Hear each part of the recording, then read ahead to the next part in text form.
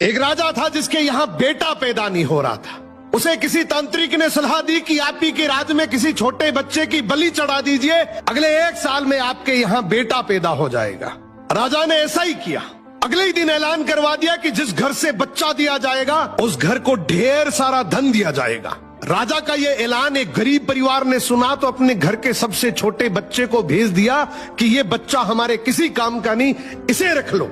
अब बलि चढ़ाने की पूरी तैयारी हो गई। राजा ने बच्चे से पूछा, कोई तुम्हारी आखिरी इच्छा?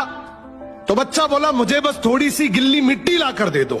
मिट्टी लाई गई तो उस बच्चे ने उस मिट्टी से छोटे छोटे 4 मकान बनाए और उसके बाद एक एक करके 3 मकानों को लात मारकर गिरा दिया, एक को रहने दिया और उसके सामने हाथ जोड़कर दुआ की और राजा को बोला, अब मेरी बलि चढ़ा दो।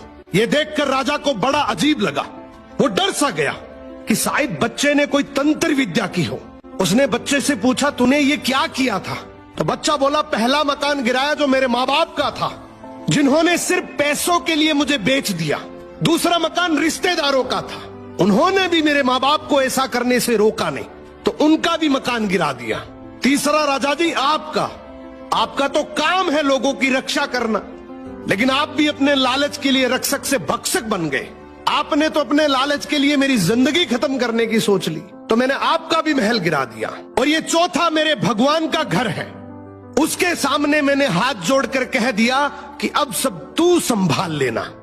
राजा ने बच्चे की बात सुनी तो आंखों में आंसू आ गए और गहराई से सोचा कि किसी हंसती खेलती जिंदगी को खत्म करके मुझे बेटा मिल भी गया तो मेरे किस काम का, क्योंकि मेरे राज में न्याय की भूल हो सकती है लेकिन उस ऊपर वाले की डायरी में गलती की कोई गुंजाइश नहीं।